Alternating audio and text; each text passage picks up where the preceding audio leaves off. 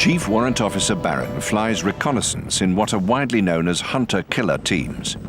Usually a combination of a Loach observer helicopter and a Cobra. The two aircraft fly together from dawn till dusk, trying to pick a fight with an enemy that doesn't want to be found.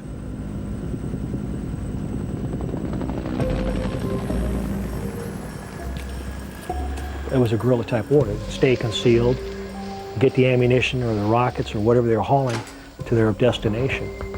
And our job was to find their supplies and destroy their supplies.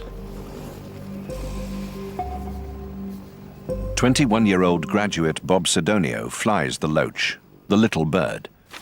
His job is to get down as close to the ground as possible, hot on the trail of the Viet Cong. We would follow footprints through little holes in the trees. We would find debris from wrappers from cigarette packages, wrappers from food. They would step in water and they'd actually leave muddy footprints swirling in the water if they had just recently passed, because the water didn't move very fast in a lot of places, and it would be muddy. You could see that. We'd actually start picking up mosquitoes striking the aircraft, leaving splotches of blood from feeding on the humans down there. And that would give us a good idea of how close we were. Barron's Cobra hovers high, waiting for Sidonio's Loach to stir up trouble. 22 in 2717 is going to be popping up and taking a look, and if you'll stay down, I'll call you up. Oh, roger. I referred to the scout as a punk kid brother.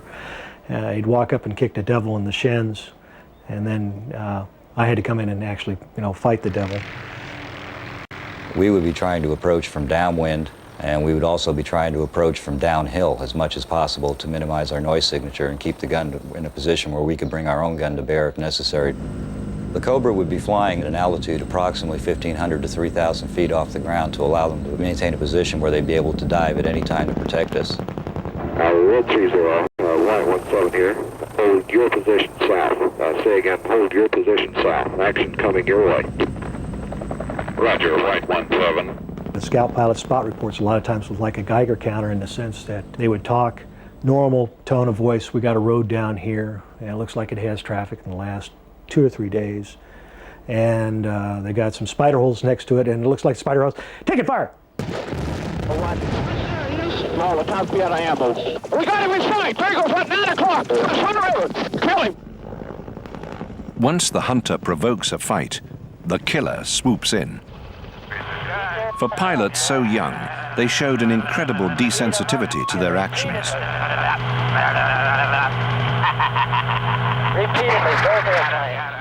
So I tried to put ammunition on them, and also ammunition as close to the little bird as possible so that people that were under him hadn't had a chance to start shooting him and knock him out of the air. He was very vulnerable during those first few seconds of the engagement because he had to transition to speed to get out of there.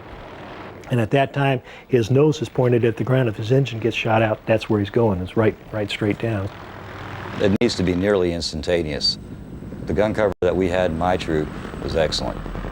They could tell simply by the way the aircraft maneuvered that there was trouble coming, and they were already inbound with the sights on a target area.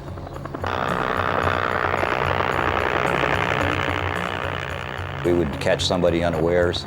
We'd catch a unit while it was en route from one location to another location, and we would pin them down until we could get some more suppressive fires out there to destroy them.